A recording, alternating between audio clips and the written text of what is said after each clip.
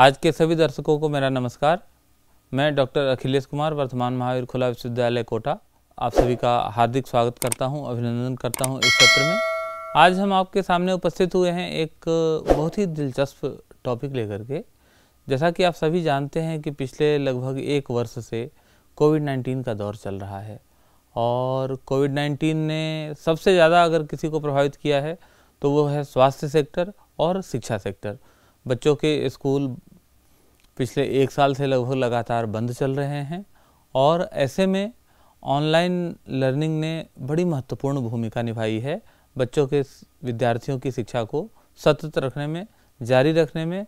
और साथ ही साथ कोविड-19 के प्रभाव के कारण अब न्यू नॉर्मल्स आ गए हैं, नई नॉर्मल चीज़ें समाज में हमारे आ गई हैं। पहले जो नॉर्मल थे उनकी परिभाषाएं बदल गई हैं और अब कई सारी नॉर्मल चीज़ें नई हमारे साथ जुड़ गई हैं। तो आज के इस लेक्चर का उद्देश्य है, आज के इस व्याख्यान का उद्देश्य है आपके साथ यह डिस्कस करना कि कोविड-19 पीरियड में खास करके open and distance learning system के संबंध में नॉर्मल और नए नॉर्मल क्या हो गए हैं और ये एक्सप्लेन करना कि ओपन एंड डिस्टेंस लर्निंग जो है इसने कितनी महत्वपूर्ण भूमिका निभाई है कोविड-19 के दौर में और कोविड-19 के बाद भी इसकी भूमिका कितनी महत्वपूर्ण रहने वाली है। यह आज के व्याख्यान का उद्देश्य है। तो आइए सबसे पहले देखते हैं कि कोविड-19 में ये नॉर्मल और न्यू नॉर्मल क्या हुए हैं।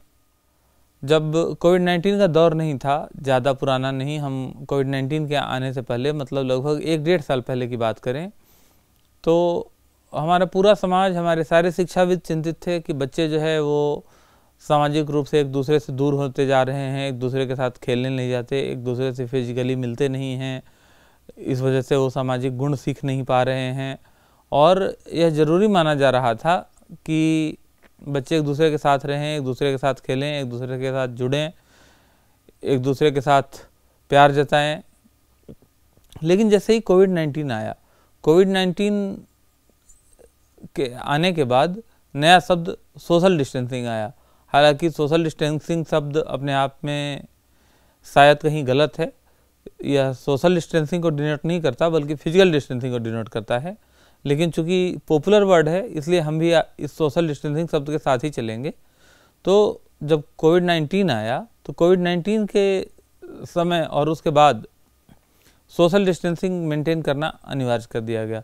सामाजिक दूरी अनिवार्य कर दी गई कि भाई एक दूसरे से आप सामाजिक दूरी बनाए रखें, कम से कम 2 गज की दूरी बनाएं, मास्क लगाएं, बड़े समूह में न जाएं, जो कि सीधे उसके उलट थी। कोविड-19 से पहले ये था कि सामाजिक दूरी न बनाएं, एक दूसरे के पास जाएं, एक दूसरे के साथ रहें, एक दूसरे के साथ समय बिताएं।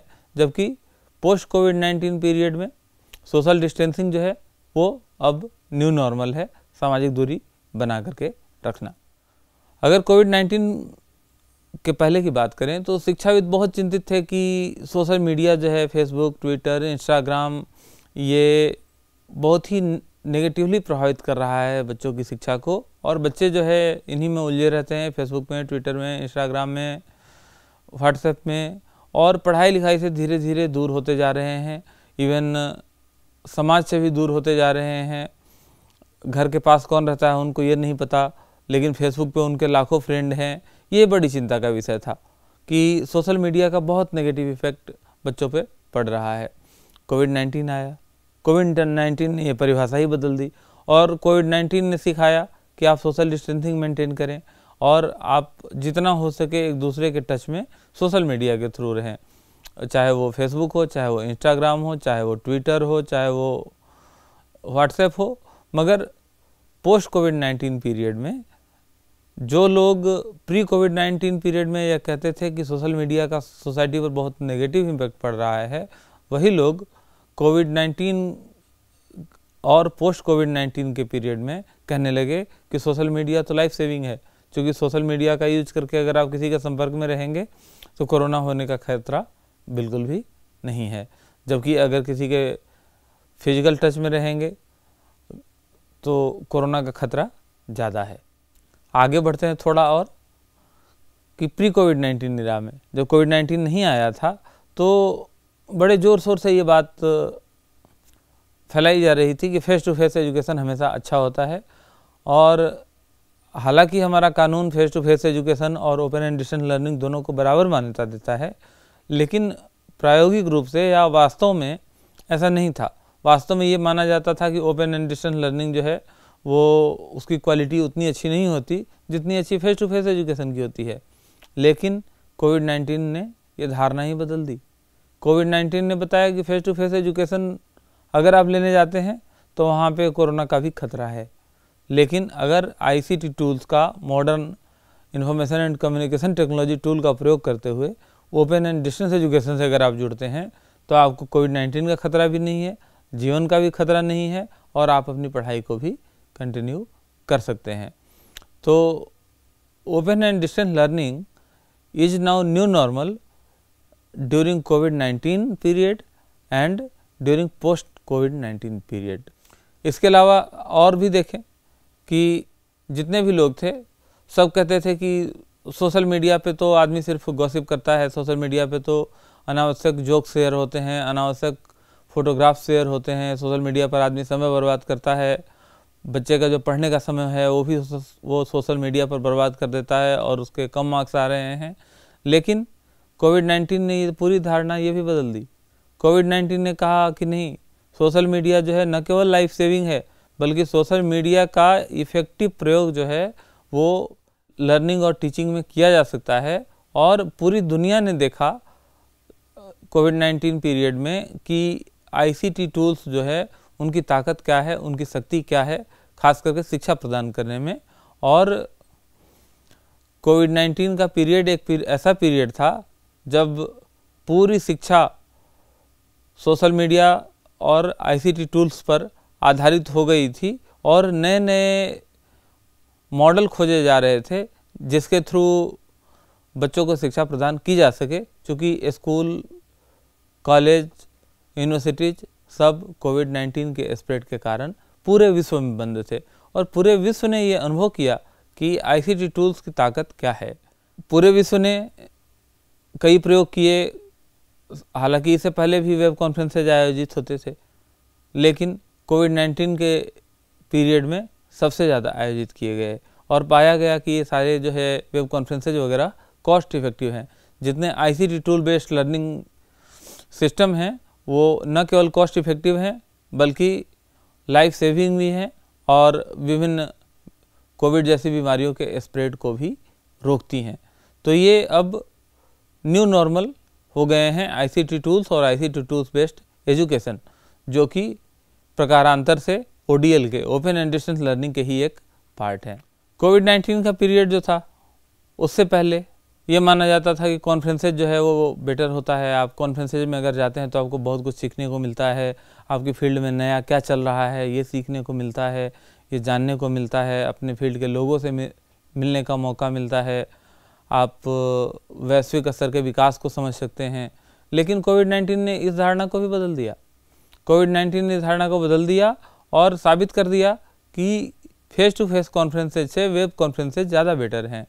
क्योंकि फेस टू फेस कॉन्फ्रेंसेज की अगर आप बात करें तो फेस टू फेस कॉन्फ्रेंसेज में जब भी आप जाते थे उसमें उस कॉन्फ्रेंस का 70 to 80% जो खर्च था वो TA और DA में चला जाता था। एक्सपर्ट के TA DA में, पार्टिसिपेंट के TA और DA में, और इसके अलावा एक पूरी टीम वहाँ पे होती थी जो उनका स्वागत करने के लिए मौजूद होती थी। जब वेब कॉन्फ्रेंसेज का टाइम आया, कोविड-19 की मजबूरी आई और फेस टू फेस कॉन्फ्रेंसेज कराया जाना कठिन हो गया, वेब कॉन्फ्रेंसेज का टाइम आया, तब यह समझ में आया कि वेब कॉन्फ्रेंसेज ज़्यादा कॉस्ट इफेक्टिव हैं, ज़्यादा इकोनॉमिकल हैं और न केवल पार्टिसिपेंट के लिए, रिसोर्स पर्सन्स के लिए भी आसान है। पहले कॉन्फ्रेंसेज के टाइम में जब फेस टू फेस कॉन्फ्रेंस होते थे, एक रिसोर्स पर्सन अपना 2 दिन का यात्रा करके 1-1.5 घंटे के, 2 घंटे के एक लेक्चर के लिए हज़ारों किलोमीटर की दूरी तय करता था। आज की तारीख में वही रिसोर्स पर्सन घर बैठे अपनी तैयारी करता है और वही 1.5 से 2 घंटे का लेक्चर घर बैठे देता है, उसको कहीं पे आना जाना नहीं पड़ता। सेम वे में पार्टिसिपेंट को भी जाना होता था, पार्टिसिपेंट को भी घूमना होता था, उतनी दूरी तय करनी पड़ती थी, मनी उसमें इन्वेस्ट होते थे। तो प्री कोविड-19 इरा में, प्री कोविड-19 पीरियड में जो ये माना जाता था कि face to face conferences better हैं, अब न्यू नॉर्मल के रूप में माना जाने लगा कि नहीं, वेब कॉन्फ्रेंसेज जो है वो ज़्यादा बेटर हैं फेस टू फेस कॉन्फ्रेंसेज के बजाय और ज़्यादा कॉस्ट इफेक्टिव हैं। प्री कोविड-19 इरा में ये माना जाता था कि आईसीटी टूल्स जो है, खास करके पिछले कुछ 10-20 सालों में, 2 दशकों में मान लीजिए, आईसीटी टूल्स के जो डेवलपमेंट हुए हैं, जब से टच स्क्रीन टेक्नोलॉजी का इजाद हुआ है और हर हाथ में मोबाइल पहुंच गया है, तब से ये बड़ी चिंता का विषय था। बुजुर्ग लोग अक्सर कहा करते थे कि आईसीटी टूल्स जो है हमारे लाइफ को वर्सन कर रहे हैं, ख़राब कर रहे हैं। बच्चे दिन भर कंप्यूटर पर बैठे रहते हैं, उनकी आंखें ख़राब हो जाती हैं। बच्चे एक छोटा सा काम करने के लिए कैलकुलेटर उठा लेते हैं और कैलकुलेट करते हैं। बच्चे जो है वो फिजिकल एक्टिविटी घट गई है और कंप्यूटर के आगे बैठे बैठे इंटरनेट पे पूरी दुनिया घूमते रहते हैं। ये हुई बात प्री कोविड-19 पीरियड की। कोविड आया, कोविड-19 ने न्यू नॉर्मल चेंज किए। कोविड-19 ने बताया कि working using ICT tools and social media is better. कोविड-19 ने बताया कि अगर बच्चा सोशल मीडिया पर समय व्यतीत कर रहा है, अगर बच्चा कंप्यूटर के आगे बैठा है, कंप्यूटर पर काम कर रहा है, कंप्यूटर से पढ़ाई कर रहा है या उससे जुड़ा हुआ है, उस पर समय व्यतीत कर रहा है, वो बहुत ज़्यादा अनावश्यक रूप से बाहर जाने की बजाय, तो वो ज़्यादा सेफ़ है, लाइफ सेविंग भी है और लर्निंग भी है।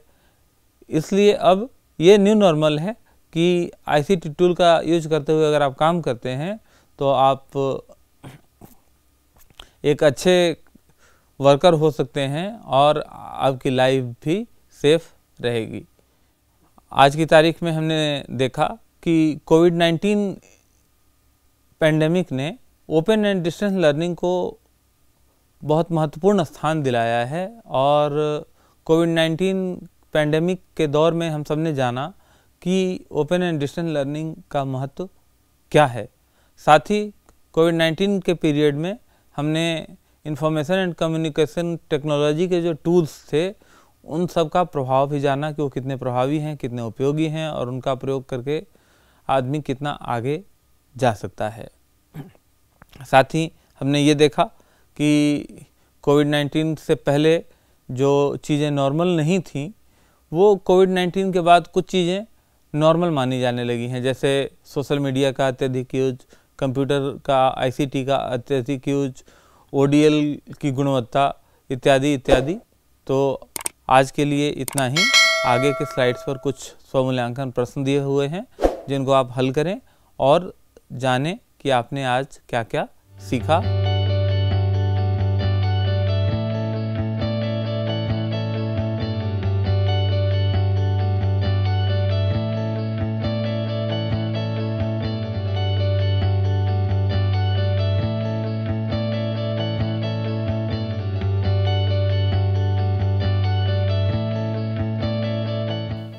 इसके बाद आगे के व्याख्यानों में हम ओडीएल के अन्य एस्पेक्ट पर भी चर्चा करेंगे। तब तक के लिए आप सभी का बहुत बहुत धन्यवाद एवं आभार।